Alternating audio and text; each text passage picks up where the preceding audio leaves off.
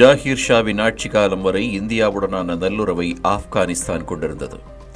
1979 ஆண்டு முதல் 1989 ஆண்டு வரை இந்தியாவுடனான ஆப்கானிஸ்தானின் உறவு தடைபட்டிருந்தாலும் அந்நாட்டின் பல்வேறு வளர்ச்சித் திட்டங்களில் இந்தியாவின் பங்களிப்பு மிக முக்கியமானது.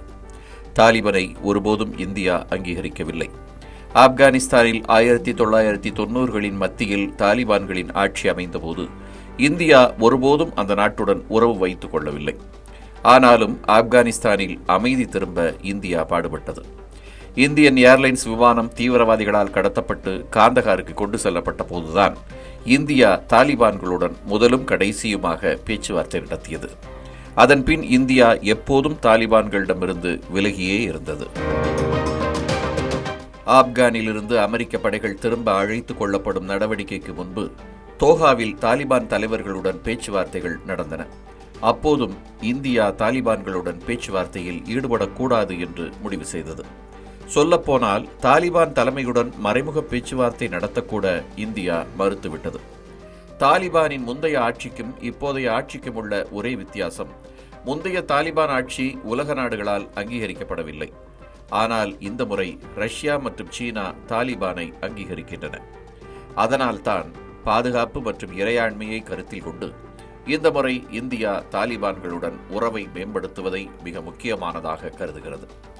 இந்தியா தாமதிக்கக்கூடாது. ஏனெனில் இந்தியா தாலிபான்களுடன் பேச்சுவார்த்தை நடத்த தாமதித்தால் அதை பாகிஸ்தான் தனக்கு சாதகமாக பயன்படுத்திக் கொள்ளும் ஆபத்து இருக்கிறது.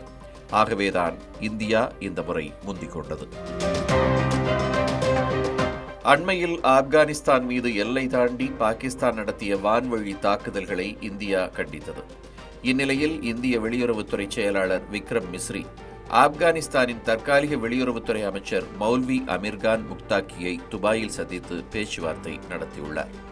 ஆப்கானிஸ்தானின் வெளியுறவு கொள்கைக்கு இணங்க இந்தியாவுடன் அரசியல் மற்றும் பொருளாதார உறவுகளை வலுப்படுத்துவதை ஆப்கானிஸ்தான் நோக்கமாக கொண்டுள்ளது என்றும் ஒரு குறிப்பிடத்தக்க பொருளாதார நட்பு நாடாக இந்தியாவை ஆப்கானிஸ்தான் நம்புகிறது என்றும் ஆப்கானிஸ்தான் வெளியுறவு அமைச்சகம் தெரிவித்துள்ளது.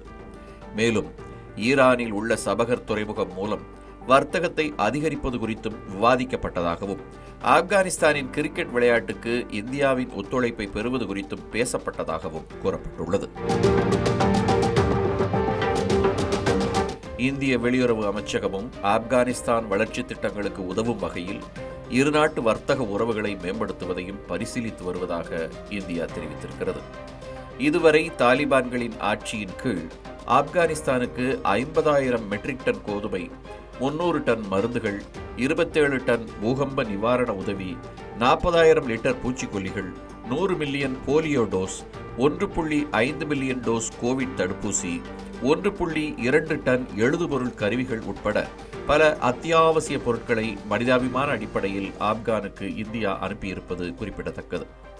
ஆப்கானிஸ்தானில் வர்த்தகம் மற்றும் முதலீட்டை அதிகரிக்க தயாராக இருப்பதாக சீனா மற்றும் ரஷ்யா தெரிவித்துள்ளன.